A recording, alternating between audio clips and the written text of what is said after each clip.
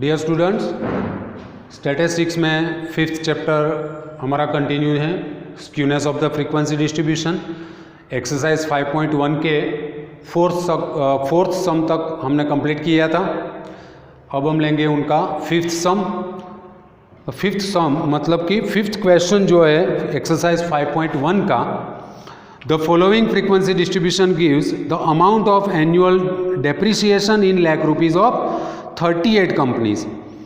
Using this information, find skewness and its coefficient by Karl Pearson's method. State the type of skewness. Skewness find करनी है, coefficient of skewness find करना है and उनका interpretation करना है, और method का नेम मेंशन किया है बाय कार्ल पियर्सन मेथड। अब जो amount of annual depreciation in lakh rupees which is called class and number of companies which is called frequency f. See here, in the class first three values are discrete and then after continuous. Means here in this sum the distribution is called mixed type frequency distribution. Discrete and continuous दोनों साथ में है। अगर दोनों साथ में है तो उनको क्या कहेंगे? Mixed type frequency distribution. अगर मिक्स टाइप फ्रीक्वेंसी डिस्ट्रीब्यूशन है तो उनके लिए मोड इज इल डिफाइंड। वहाँ पर मोड आपको मिलेगा ही नहीं, वो आपने थर्ड चैप्टर में ऑलरेडी स्टडी किया हुआ है। तो इस सम में आप मोड फाइंड नहीं कर सकते। मोड फाइंड नहीं कर सकते मतलब कार्ल पियर्सन मेथड की कौन सी फॉर्मूला लेनी है? सेकंड, मीडियन वाली। फिर से कह रहा हूं, अगर डिस्ट्रीब्यूशन मिक्स टाइप है तो हमें कार्ल पियर्सन मेथड में सेकंड स्टेप में जाना है, और सेकंड स्टेप में mean, median and standard deviation का यूज होगा। तो यहां पर हम सबसे पहले फाइंड करेंगे mean, median and standard deviation, and the required columns are, first we obtain mid value x। तो फर्स्ट थ्री तो एज इट इज रहेगा, 7, 9, 10। Here 20 plus 11, 31 upon 2, 15.5. 24 plus 21, 45. 45 divided by 2, 22.5, and 25 plus 36 divided by 2.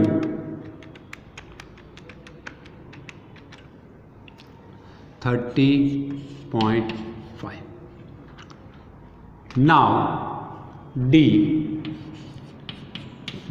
Equal to just x minus A upon C नहीं ले सकते आप, क्योंकि ये mix type है।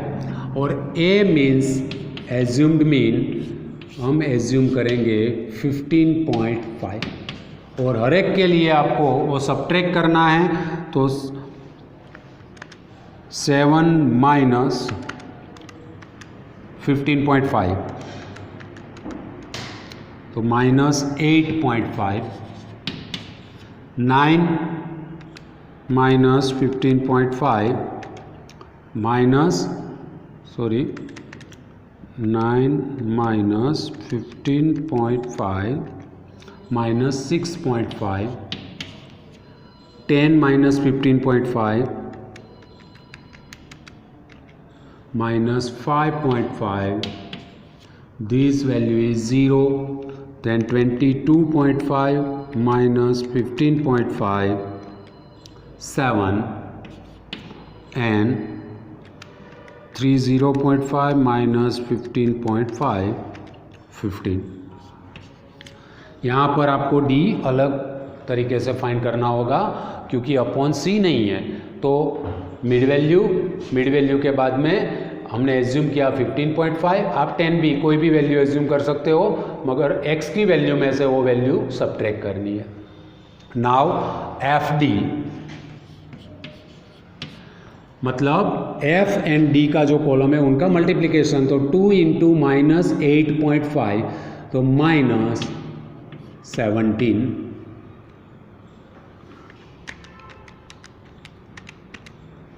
Then after 3 into minus 6.5 minus 3 into 6.5, 19.5. then 4 into minus 5.5 minus 22, 7 into 0 0, 12 into 7 84, and 10 into 15 150. इनका सम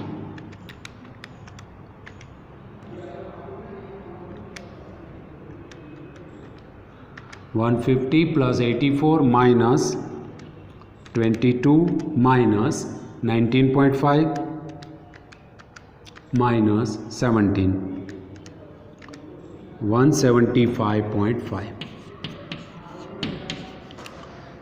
Then after FD square, FD into D, तो minus minus plus 8.5 into 17, 144.5, minus minus plus 6.5 into 19.5,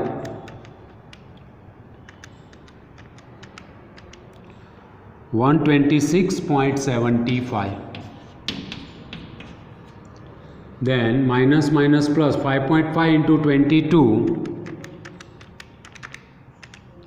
121, 0, 7 into 8 4, 588,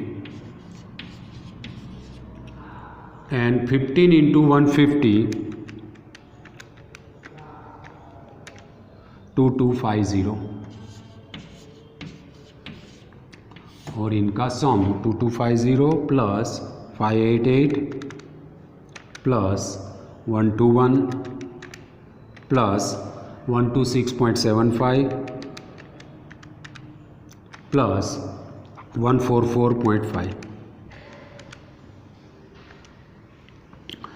3230.25.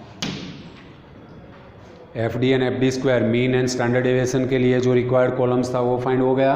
And now for median we find one more column cumulative frequency C F. तो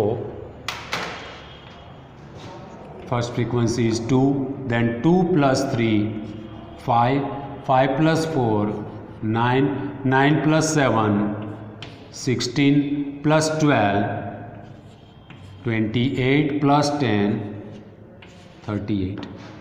तो जो required columns थे वो find हो गए. यहाँ पर फिर से बोल रहा हूँ मिक्स टाइप है तो आप मोड इज इजली फाइंड, मतलब mean median and standard deviation find करना है. मीन एंड स्टैंडर्ड डेविएशन के लिए सबसे पहले मिड वैल्यू x, देन d, F D square, and median के लिए C F. Now the formula of mean x bar equal to a plus sigma F D upon N, A plus sigma F D upon N. Into C नहीं आएगा क्योंकि D में C नहीं लिया है. Now A 15.5 plus sigma F D का sum 175.5 divided by N 38 equal to 15.5 plus 175.5 divided bye 38, 4.618 मतलब 4.62 plus 15.5 20.12 20.12. ये आ गया आपका x bar.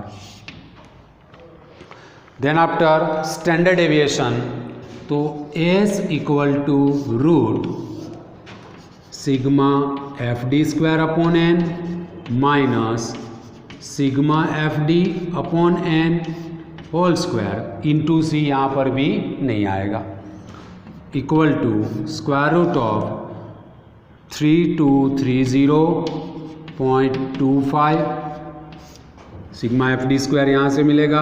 N sum of the frequency 38 minus sigma F D 175.5 divided by N 38 square equal to square root of 3230.25 divided by 38, तो 85.0065 मतलब 01 minus ये 175.5 upon 38, तो वो तो फाइंड किया ही है 4.62 और it's square equal to square root of 85.01 minus 4.62 का square 21.3444 equal to square root of 85.01 minus 21.3444 63.6656 और उनका रूट 7.979 मतलब 7.98, ये मिल गया आपका standard deviation S. Then after median, तो M equal to the value of n/2 observation. अगर मिक्स टाइप है तो भी आपको n/2 ही लेना है। डिस्क्रीट में n+1 है, कंटिन्यूअस में n है, मगर मिक्स्ड में n/2 ही लेना है। तो द वैल्यू ऑफ n मतलब sum of the frequency 38 divided by 2 observation equal to the value of 38/2 मतलब 98th ऑब्जर्वेशन। CFI के कॉलम में देखो 19 कहाँ पर आएगा, तो 28 में। कॉरस्पॉन्डिंग क्लास है 21 to 24, वो आपका मीडियन क्लास हो गया।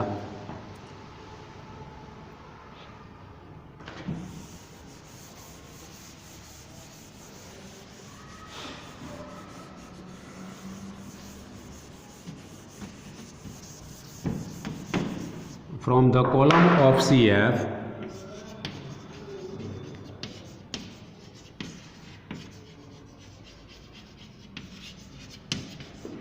M class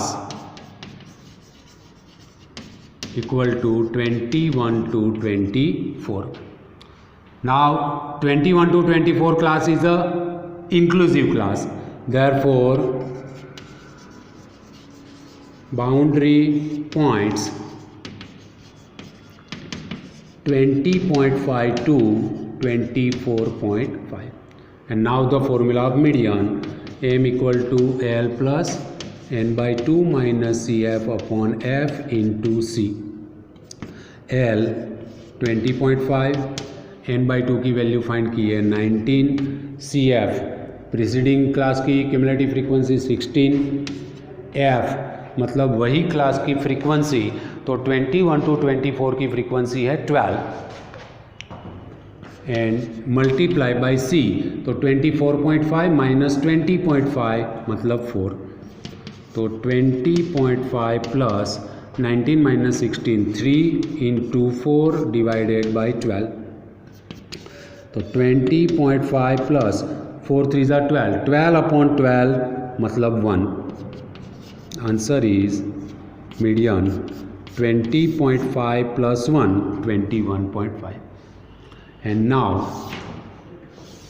skewness, तो skewness की formula 3 into x bar minus m, 3 x bar is 20.12 minus median 21.5, तो 3 multiply by 20.12 minus 21.5 minus 1.38 multiply by 3 minus 4.14, A skewness आ गई एंड जे इक्वल टू, अब skewness find किया है तो जे की formula directly skewness upon S, तो skewness है -4.14 and standard deviation है आपका 7.98, तो इक्वल टू माइनस,